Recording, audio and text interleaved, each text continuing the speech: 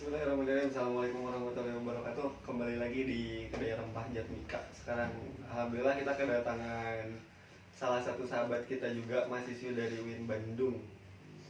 Dan kebetulan beliau juga agak lumayan melek terhadap isu-isu perempuan. Jadi karena aku sebagai laki-laki ya, walaupun mungkin ketika aku mungkin laki-laki dan perempuan nanti bakal ada hujatan dari entah. Cuman pertanyaanku kayak gini nih, apa sih yang jadi keresahan Nai gitu di tengah pandemi COVID ini? Keresahan aku ya pada masa pandemi kali ini terutama terhadap perempuan ya, lagi-lagi masih berkutik dengan kekerasan terhadap perempuan ya, entah itu dalam lingkup keluarga, rumah tangga, atau bahkan dalam pacaran pun ada loh. KDP. Iya, Kekerasan KDP dalam pacaran. gitu. Bentuk kekerasan, bentuk enggak, maksudnya bentuk kekerasan kayak gimana sih? Kan kalaupun misalkan kita ngomongin kekerasan nih, kekerasan terhadap perempuan, sebelum-sebelumnya pun kita nggak asing gitu dengan kekerasan perempuan. Ada satu kasus misalkan ketika, kalau nggak salah di Garut ya, ketika di Garut kita kemarin kenal ada satu kasus kekerasan perempuan yang disandarkan atas legitimasi agama misalkan. Kan itu udah ada gitu dari dulu, dan bagiku itu bukan hal baru gitu. Nah di pandemi COVID ini ada nggak sih hal baru gitu dalam hal kekerasan terhadap perempuan, atau masih konten yang sama-sama aja? Sama sih sebenarnya, cuman peningkatan angka kekerasannya untuk tahun ini gitu ya semakin meningkat, semakin tinggi gitu kan. Pertama akibatnya dulu ya. Salah, bebas. Santai. Pertama di tahun karena pandemi ini ya, terutama di dalam pandemi ini tuh angka kekerasan terhadap perempuan atau anak itu semakin meningkat. Salah satu alasannya itu karena ekonomi. Pertama ya, ekonomi. Tahu sendiri kan Yudis ya, kalau misal ekonomi Indonesia itu sedang tidak baik-baik saja gitu kan. Ekonomiku baik nih. Ekonomiku baik. Lanjut Tuh. terus. Banyak ya karyawan yang dipulangkan, banyak yang di PHK, banyak perusahaan-perusahaan yang pailit gitu, yang pailit gitu. Nah jadi kan itu tuh mempengaruhi ekonomi para keluarga gitu, terutama kepala keluarga dia yang mencari Nafkah. Ya, yang mencari nafkah. Tapi sehingga gitu, akibat dari dia dikeluarkan dari kerjaan itu kan dia merasa frustasi, merasa depresi, merasa bagaimana nih caranya menghidupkan keluarga, dan melamar sana sini itu susah gitu, dan ujung-ujungnya dia merasa emosi, kemudian meluapkan emosinya itu kepada orang yang terdekat gitu, yaitu kebanyakan perempuan gitu atau? Iya, perempuan atau anak. Tapi gini nih, kalau misalkan aku ngelihat di struktur masyarakat hari ini, kadang orang yang emang jadi ujung tombak dalam mencari nafkah itu kan bukan cuma laki-laki kan, bukan cuma laki-laki. Atau misalkan kita bisa ngelihat bahwa entah aku ngelihat gitu, misalkan ketika bubaran pabrik ataupun misalkan semacam KHT lah, semacam KHT, kebanyakan aku ngelihat bahwa isi daripada pekerjaan di pabrik itu kan ruang-ruangnya diisi sama kebanyakan perempuan nih, kebanyakan sama perempuan. Harusnya kalaupun misalkan itu jadi sebuah katakanlah penyakit mental, sebenarnya katakanlah sebagai penyakit mental gitu, kalaupun tadi naik menganalogikan laki-laki dia di PHK dan akhirnya dia frustasi, perempuan dan anak itu yang akhirnya kena imbas kekerasannya. Tapi kalau misalkan konteksnya dibalik nih, kayak misalkan perempuan yang kerja terus dia frustasi, nah kenapa nggak ada gitu gerakan yang misalkan kekerasan terhadap kaum lelaki gitu kan? Jangan-jangan kalaupun misalkan itu menyangkut urusan emosi individu, gimana tuh? Kalau masalah itu ya pertama emang banyak itu perempuan yang bekerja gitu banyak. Perempuan juga memiliki kayak usaha gitu ya, usaha gitu. Lalu tadi Idris bilang kan kenapa gitu kebanyakan perempuan yang menjadi korban kekerasan gitu ya. Ya lagi-lagi balik ke apa ya, mungkin kayaknya mungkin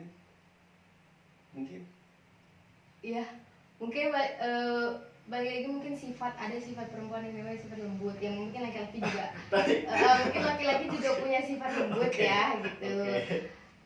Dan perempuan itu apa ya, kalau misalnya laki-laki kan misalnya kayak lebih keras gitu ya, lebih keras kan, lebih ini, sedangkan perempuan itu cenderung lembut gitu, jadi gampang terkontrol. Tapi kan itu dan gender loh. Dan laki-laki itu istilahnya apa ya, punya tameng lah, mungkin gimana sih kalau misalnya dihajar maksudnya di apa tapi gitu, kan perempuan juga punya kalau misalkan ngomongin tameng untuk apa ya, menjadikan kapasitas kekuatan perempuan dan laki-laki itu ya memang saya akui itu berbeda gitu. Berbeda, tapi kan kita tahu sekarang misalkan banyak juga perempuan-perempuan yang katakanlah atletis gitu, atau misalkan perempuan-perempuan hebat dan perempuan-perempuan kuat. Kalau misalkan masih ada stereotip kayak gitu, tidak ya kan, kita nggak menyetarakan masalah gender dong. Enggak, maksudnya gini, tidak semua perempuan itu atletis ya, tidak semua laki-laki itu atletis ya kan, tapi memang pada umumnya gitu, memang pada umumnya. Jadi kita emang apalagi sekarang tuh ya masih belum meleknya kesadaran gender, belum meleknya kesetaraan perempuan dan laki-laki gitu. Jadi itu pada akhirnya mempengaruhi ke apa sih, karena emang minimnya pengetahuan masyarakat tentang gender, pada akhirnya tadi mungkin Nay bisa mengeneralkan gitu bahwa kebanyakan perempuan kayak gini dan laki-laki pun seperti itu gitu. Cuman misalkan kalau berangkat daripada kekerasan terhadap perempuan nih, emang sebenarnya bentuk-bentuk kekerasan itu kayak gimana sih, bentuk-bentuk kekerasan terhadap kaum perempuan? Bentuk kekerasan itu ada verbal, ada kekerasan batin gitu kan. Kalau bisa lebih spesifikasi gitu. Kalau misalnya kekerasan fisik kan ya, misalnya kayak memukul gitu kan, banyak yang apa sih, emosi, ada yang emosi nggak ketahan terus akhirnya mukul, itu kan kekerasan fisik. Nah kalau misalnya kekerasan batin itu lebih kayak mungkin sang suami atau siapa gitu sering ngomel gini, kamu tuh jadi istri nggak berguna, kamu tuh jadi ya gitu kan, masuk kayak itu ke dalam kekerasan batin kayak gitu. Tapi aku ngelihat kalau misalkan kita berangkat dari film sinetron itu emang konteksnya bisa jadi kayak gitu, misalkan laki-laki yang menghardik perempuan dan perempuannya diam gitu, misalkan dia nggak bisa apa-apa. Tapi aku ngelihat gitu, misalkan di realitas di sekeliling aku lah, ketika misalkan ada laki-laki yang ngomel kan perempuannya ikut apa sih, ikut kayak gitu. Nah lantas enggak gini nih, bisa dianggap juga nggak sih itu kekerasan verbal gitu terhadap kaum lelaki juga gitu kan? Bisa, gitu. Tapi kenapa selalu perempuan gitu yang seolah-olah dijadikan kaum yang katakanlah dalam tanda petik tertindas gitu, atau merasa ini nggak bener nih gitu? Kenapa selalu kayak gitu? Gini, pertama ya, karena perempuan itu kalau misalnya ya kelihatannya, kalau laki-laki disakitin sama perempuan gitu ya, pasti dia diam kan, kayak gitu. Aku nangis. Enggak gitu kan, laki-laki itu selalu diam, lebih banyak diam dibandingkan perempuan gitu. Kalau perempuan itu pasti memakai perasaan ya, iya, salah satunya itu nangis gitu, salah satunya cerita kemana-mana, dan itu menjadi kayak tolak ukur, oh perempuan tuh ternyata dia tuh diginiin sama suaminya gitu. Tapi aku nangis loh, Udah, skip. Nah jadi Terus gimana ya, terus kalau misalnya ini kenapa si istri nggak ngelawan gitu ya di apa atau tidak membela diri gitu, kalau misalnya di apa kekerasin gitu Hmm. di kayak gitu ya, kayak tadi pertama belum meleknya ya kesetaraan gender di sini pertama. Terus Tapi justru aku ngelihat di lapangan itu justru banyak perempuan yang melawan loh. Coba misalkan lihatnya yang punya tetangga enggak? punya Sering ngedengar misalkan atau tetangga ataupun misalkan orang tua teman-teman kita atau jangan-jangan orang tua kita sendiri gitu ketika cekcok kan biasanya bapak misalkan kata-kata perempuannya terus kata-kata suaminya wah ada mama misalkan kan itu juga adalah sebuah bentuk perlawanan mungkin atau gimana sih. gini, intinya tadi nggak semuanya perempuan bisa kayak gitu, bahkan kebanyakan yang aku lihat itu yang aku rasakan itu perempuan selalu mengalah pertama. Selalu mengalah. Nggak selalu mengalah pertama, apa kenapa dia mikirnya masih suami itu kepala keluarga itu pertama, dan harus memuliakan suami, dan istri itu kalau melawan suami itu kan durhaka. Masih ada stigma seperti itu. Itu stigma. Ya, Stigma. ya. Okay. Gitu. Bukan aku yang bilang, jadi itu stigma. Oke. Kemudian gender itu penting nggak sih? Pertanyaan darinya, gender itu penting nggak? Gender itu penting banget. Tadi kan kita ngebahas gender apa sih, ngebahas tentang laki-laki yang sekarang tuh mungkin lebih dibilangnya berkuasa ya gitu terhadap ini kan. Nah untuk membahas gender itu kita bisa tahu gitu bahwa laki-laki juga punya sifat ini, bahwa perempuan juga punya sifat ini gitu. Jadi nanti bisa muncul adanya kesetaraan gender dan insya Allah mengurangi kekerasan terhadap perempuan atau ketimpangan terhadap perempuan. Nah, kalaupun misalkan gender itu bisa dianggap penting gitu, atau misalkan kita asumsikan bahwa misalkan kesetaraan gender itu sesuatu yang baik, tapi lantas kenapa enggak apa sih, gender itu begitu tidak diterima gitu di masyarakat, katakanlah kayak gini, aku bukan tidak diterima atau gimana ya, aku punya temen dan temenku itu emang dia penggiat gender, dia aktivis perempuan katakanlah seperti itu. Kadang sering juga ngobrolin perihal misalkan feminis ataupun gender dan sebagainya, cuman tetap ketika misalkan emang dia pulang ke rumah, dia itu tetap jadi perempuan yang di dapur misalkan, terus di sumur, atau misalkan dia tetap jadi perempuan yang sebagaimana perempuan kebanyakan pada umumnya. Jadi kalaupun misalkan emang gender itu penting nih, gender itu bisa dianggap penting. Nah aku pernah nanya ke dia kayak gini, nah kalaupun misalkan emang gender itu baik buat masyarakat, kenapa nggak kamu coba misalkan ngobrol sama entah itu orang-orang terdekat, orang tua lah ataupun misalkan tetangga lah, perihal gender kan sedikit-sedikit bisa tuh dimasukin. Nah dia bilang kayak gini, segimanapun kata dia, segimanapun misalkan aku baca tentang feminis, misalkan segimanapun aku diskusi masalah gender, ketika aku pulang ke rumah itu dia seolah-olah nggak berdaya gitu di hadapan masyarakat. Nah berarti kalau kayak gitu aku nganggap bahwa kecenderungan gender itu dianggap penting dan misalkan kesetaraan itu dianggap penting itu hanya di ruang-ruang akademis tertentu, karena ketika misalkan kita pulang ke masyarakat nih, kita pulang ke rumah seolah-olah gender itu lenyap gitu, ditelan sama kebudayaan yang udah mapan. Gimana tuh dalam menanggapi hal itu? Oke, pertama ya memang konstruk sosial gitu ya, konstruk sosial itu sangat kuat ya, sangat kuat sekali. Dan untuk mematahkannya pun kita nggak bisa sendiri gitu, nggak bisa satu orang dan nggak bisa saat itu juga kan ya, itu kan konstruk sosial juga terwujudkan karena adanya karena dari sebelumnya begitu begitu gitu kan. Terus jadi lama-lama jadi kayak gitu, kayak misalnya dari apa ya, budaya adat lah gitu, pokoknya budaya dari dulu misalnya perempuan itu dulunya dipingit, perempuan dulunya digini, jadi berkembanglah berkembanglah jadi perempuan itu hanya di dapur, perempuan itu hanya di kasur gini kayak gitu di belakang gitu. Kataku nggak ada usaha yang sia-sia. Mungkin sekarang belum kelihatan ya, kayak gender itu belum kelihatan ya sekarang itu kesetaraan gender di sini gitu.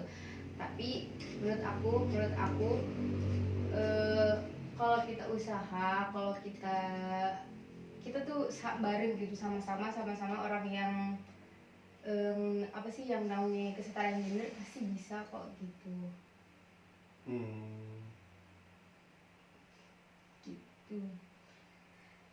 Terus menanggapi, berarti kalau misalkan tadi kan kita nggak bisa sendiri nih, orang-orang yang emang belajar gender pun banyak, nggak bisa kita pungkiri orang-orang yang paham tentang kesetaraan gender itu bukan paham sih, orang yang emang tahu tentang bahwa perempuan dan laki-laki itu harus setara itu banyak, walaupun misalkan entah dia menamai itu gender atau misalkan entah dia menamai itu hal apa, cuman seolah-olah bahwa banyak orang juga yang percaya bahwa laki-laki dan perempuan itu setara.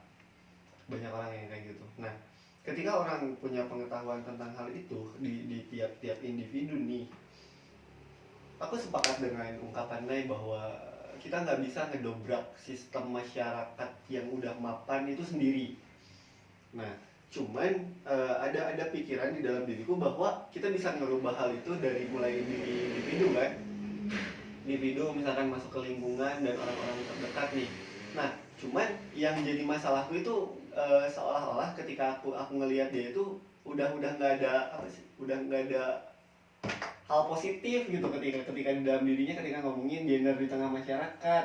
Nah, jangan-jangan setiap orang yang paham ataupun tahu tentang gender pun kayak gitu. Enggak gitu itu ya? enggak maaf itu aku tadi ngegeneralisir, enggak, maksudku jangan-jangan banyak juga orang yang beranggapan kayak gitu. Nah, menanggapi hal itu kira-kira ada solusi ataupun harusnya gimana gitu orang-orang yang kayak gitu tuh. Oke, untuk misalnya kalau solusi ya, kataku balik lagi ke diri sendiri pertama gitu ya.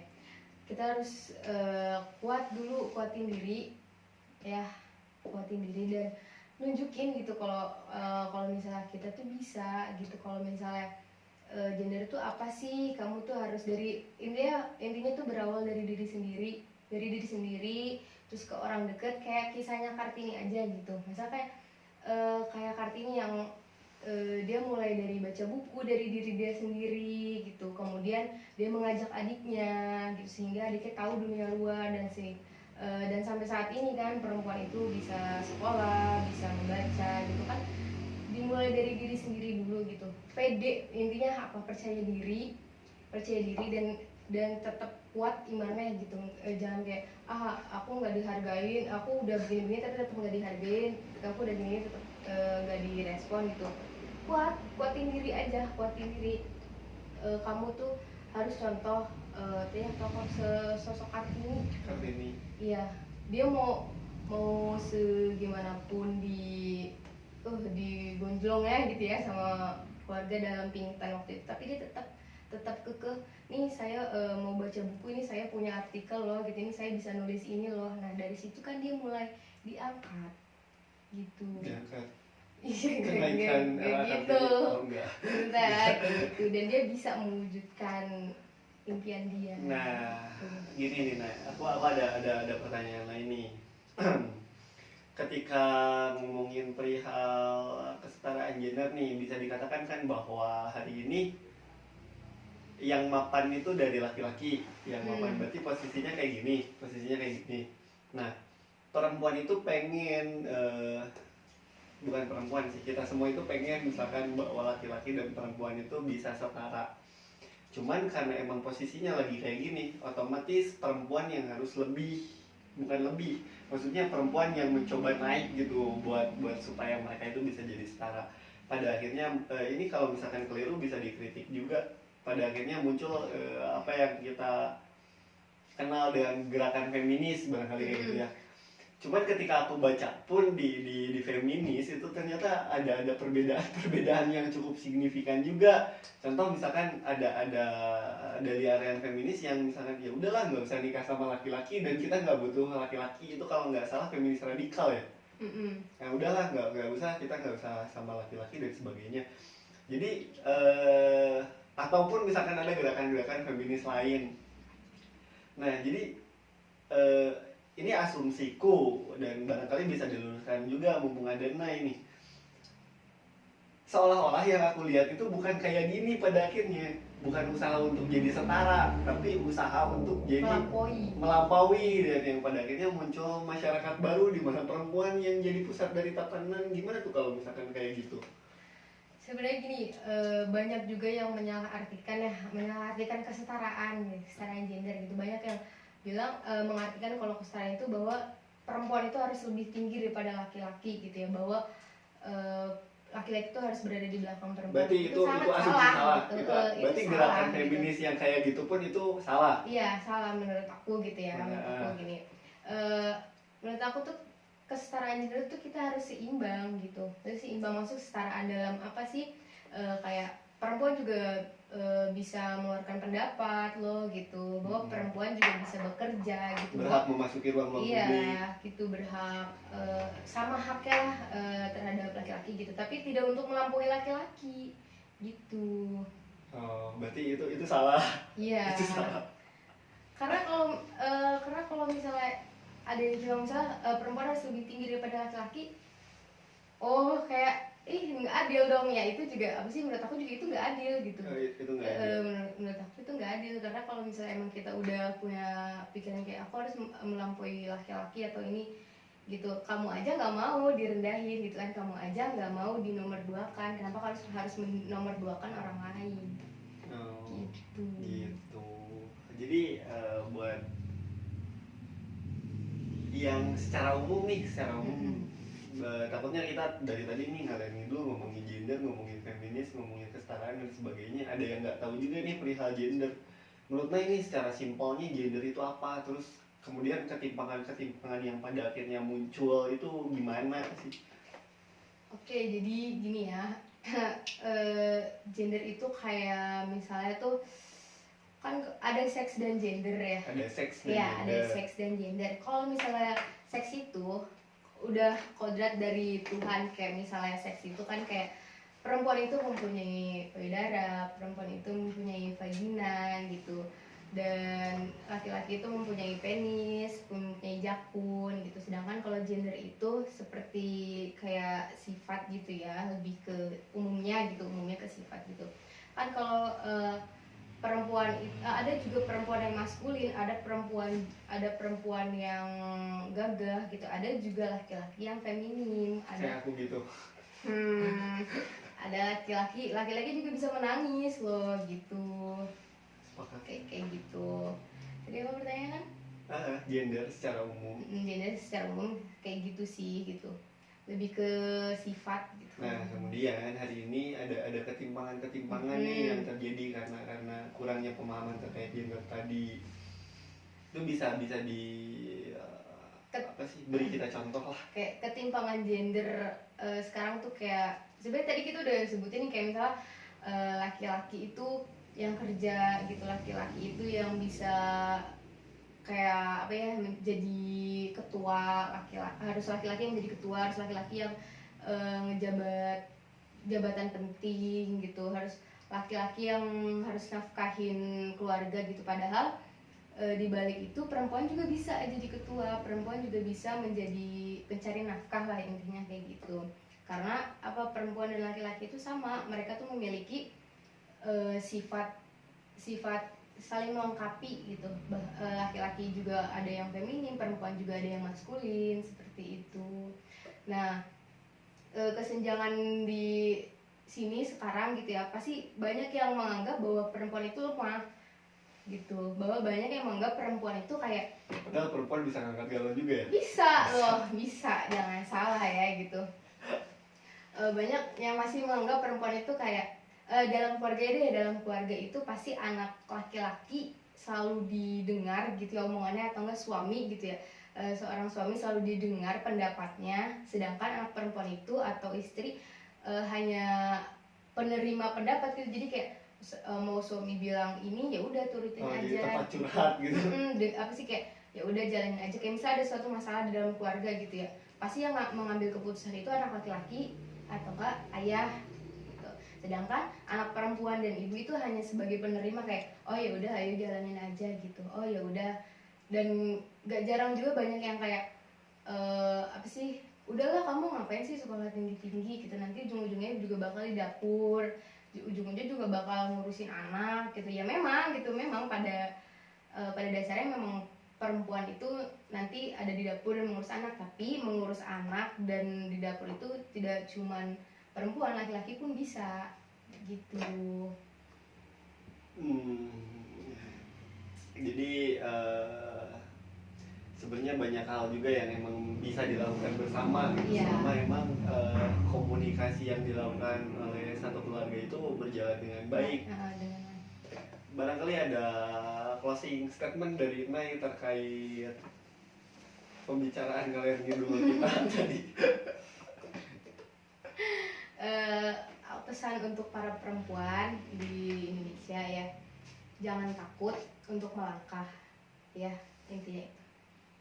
Dan dari aku barangkali pesan untuk laki-laki di dunia, jangan takut juga untuk melangkah, kan harus setara. Iya benar, harus setara ya.